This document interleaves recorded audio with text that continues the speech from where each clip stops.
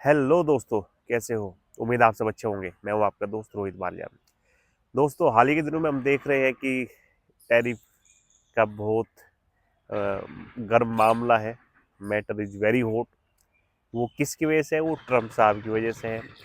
Trump साहब का जो एक चीज़ पे वो बहुत ही मतलब काफ़ी टाइम से जब से राष्ट्रपति बने हैं, उससे पहले से भी वो एक ही बात को कह रहे हैं।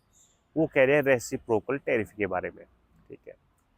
रेसिप्रोकल टैरिफ दोस्तों बहुत साधारण भाषा में है कि सपोज करो किसी सेक्टर का सामान अमेरिका से किसी कंट्री में जाता है तो वो टैक्स उस पर कितना टैक्स लगाता है अमेरिकन प्रोडक्ट पे। ठीक है। और जब उसी सेक्टर का सामान उस कंट्री से अमेरिका में जाता है तो अमेरिका उस चीज़ पर कितना टैक्स लगाता है, टैरिफ लगाता है। तो इसी का एक तरह से युद्ध है, एक वार है।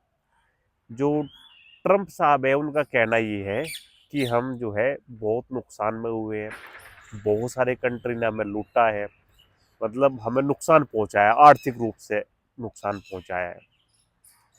जब वो इस टाइप की बातें करते हैं तो दोस्तों इसमें भारत भी शामिल है। You got my point. जब वो ये कहते हैं कि बहुत सारे देश ने जो है हमें आर्थिक रूप से हमें जो है नुकसान पहुंचाया है, तो दोस्तों इसमें क्या होता है, एक उदाहरण के द्वारा मैं आपको समझाता हूँ। सपोज करो कोई टू व्हीलर है जो अमेरिका ने बनाया टू व्हीलर, और भारत में वो बेचना चाहता है। ठीक है। तो भारत उस पर लगाता है 100% टैरिफ। ठीक है। मतलब 100% टैक्स लगेगा, टैरिफ लगेगा।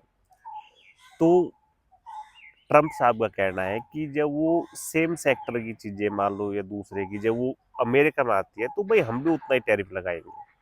ठीक है। हम भी उतना ही टैक्स लगाएंगे, हम टैक्स कम क्यों लगाए? ये एक उनका तर्क है। ठीक है। इसी उसमें क्योंकि आर्थिक असमानता है पूरी दुनिया में, हमें पता है कि पूरी दुनिया में जो है सबसे बड़ी जो अर्थव्यवस्था है वो अमेरिका की अर्थव्यवस्था है। देखो दोस्तों, ये तो कोई न्याय भी नहीं होता एक्चुअली भाई। सब अलग अलग कंट्री है, कोई डेवलप्ड कंट्री है, कोई डेवलपिंग कंट्री है, या बहुत ही कम जिसमें आर्थिक जो है उसने उन्नति की है। अब सब पे तो समान नहीं कर सकते ना। You got my point. ये भी कहना कि भाई हम भी उतना ही लगाएंगे, ये भी करना, ये भी एक तरह से उचित नहीं है ये चीजें। ठीक है। कि भाई आप तो महाशक्ति हो, आप तो आर्थिक महाशक्ति हो। ठीक है। आप यदि वो बोल रहे कि हम भी उतना लगाएंगे तो एक तरह से वो गड़बड़ चीजें हैं।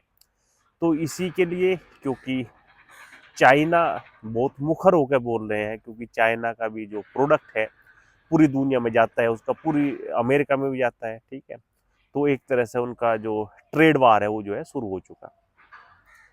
वो जवाबी प्रतिक्रिया में जो है वो टैक्स जो है बढ़ा रहे हैं। इसका दोस्तों क्या होगा कि इसका इम्पैक्ट शेयर मार्केट पर भी पड़ रहा है। आप देख रहे होंगे कभी अप कभी डाउन, कभी अप कभी डाउन, इस टाइप का चीज़ें चल रही है, क्योंकि सब अनिश्चितता का माहौल है। लेकिन इसी बीच में मैं आपको बताऊं, एक पॉजिटिव न्यूज है। एक जेफरीज ब्रोकरेज है, उसने जो बोला कि अपनी एक रिसर्च में उसने बताया कि हाल के दिनों में जितने भी डेवलपिंग कंट्री है उसमें सबसे अच्छी कंट्री जो है इंडिया है। ठीक है। और उसने जो है भारत पे जो है दांव लगाया है, स्पेशली कुछ सेक्टरों को लेके भी, और उसने कुछ स्टॉक्स को लेके भी कुछ चीज़ें कही हैं। पहले तो दोस्तों उस सेक्टर या स्टॉक पे आने से पहले हम आपको बताएं कि ये एक्चुअली कहानी क्या है। दोस्तों, जब से ट्रम्प साहब अपने राष्ट्रपति के दौर में मतलब वो शुरू किया था, उन्होंने अपना सफर शुरू किया था, तब से ही वो एक बात को जो है उनके दो तीन तो मेन पॉइंट रहे कि भाई एक तो जो वहाँ से नागरिक जाते हैं डंकी मार के, बहुत सारे जाते हैं, उन्हें वापस भेजना, कि हमारे देश में संख्या धीरे धीरे बढ़ रही है। उस पर भी आपने देखा होगा बहुत सारे कंट्री में, भारत में भी 3-4 एयरक्राफ्ट आए। ठीक है। मिलिट्री के एयरक्राफ्ट आए। ठीक है। एक तो उस पर काफ़ी, क्योंकि नेता बनने के बाद में क्या होता है कि इंडिकेशन देना होता है कि भाई मैं इस काम को जो है कर रहा हूँ। ठीक है। सेम दूसरा जो एक मेन पॉइंट था उनका कि टैरिफ की हमें बहुत सारी कंट्री ने हमें जो है लूटा है, एक तरह से हम आर्थिक लूट मचाई हुई है। तो उस चीज़ को, क्योंकि बहुत ही अनप्रेडिक्ट आदमी है ट्रम्प साहब, एक दिन कुछ कहते हैं तो दूसरे दिन 180 डिग्री एंगल भी जो है चेंज कर सकते हैं। ठीक है। पर क्योंकि अभी जो फिलहाल उन्होंने एक स्टेप लिया था ले करके कि भाई टैरिफ को लेकर के हम रेसिप्रोकल टैरिफ लिए बहुत सारे कंट्री के मीन्स उस पर लगाया, लेकिन अच्छी खुशी की बात क्या है कि 90 डेज का उन्होंने टाल दिया वो चीज़ें। ठीक है, अभी होगा क्या दोस्तों, थोड़ा और से जेफरीज ने क्यों कहा कि भाई भारत पे जो है डाउन लगाना चाहिए। एक्चुअली इसके दो तीन मेन पॉइंट है दोस्तों। देखो, जो सबसे पहले बात तो वो है कि टैरिफ का असर किस किस पर सबसे ज्यादा पड़ेगा।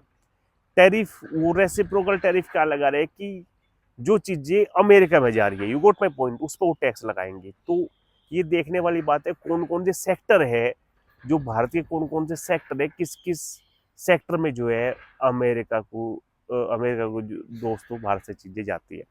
जैसे फार्मा हो गया, ठीक है, तो उस पर एक निगेटिव इम्पैक्ट होने के चांस है। ठीक है, जो भी चीजें भारत से जा रही है उस पर थोड़ा निगेटिव होने के चांस है। लेकिन यदि ओवरऑल देखा जाए, जैसे चाइना और अमेरिका यूएस का चल रहा है अभी, इसमें क्या भारत को फायदा हो सकता है लॉन्ग टर्म में। ठीक है, क्या भारत वो स्पेस ले सकता है।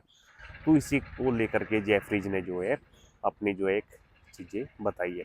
उसमें कुछ उसने बताया जेफरीज ने कि कुछ सेक्टर है जिसमें बहुत बेनिफिट होगा। जैसे जेफरीज ने जो है जिस सेक्टर पर फोकस किया है, जो बताया कि ये सेक्टर मतलब ग्रो कर सकते हैं इंडिया में, उसमें सबसे पहला है दोस्तों बैंक। ठीक है, दूसरा है पावर, तीसरा है ऑटोमोबाइल, चौथा है टेलीकॉम, और पांचवा है प्रॉपर्टी। इन सेक्टर के बारे में जेफरीज ने रिसर्च दी है कि विकासशील कंट्री में भारत जो है टॉप पे रहेगा, और इस पे जो है इफेक्ट बहुत कम पड़ेगा। जो चाइना वर्सेस यूएस का जो टैरिफ वार चल रहा है, भारत को उस पर ज़्यादा इफेक्ट नहीं पड़ेगा। ठीक है, तो आप भी अपने रिसर्च के अनुसार इन सेक्टरों को फोकस कर सकते हो। ठीक है, और जो भी अपडेट आएगी हम आपको शेयर करेंगे। Thank you very much.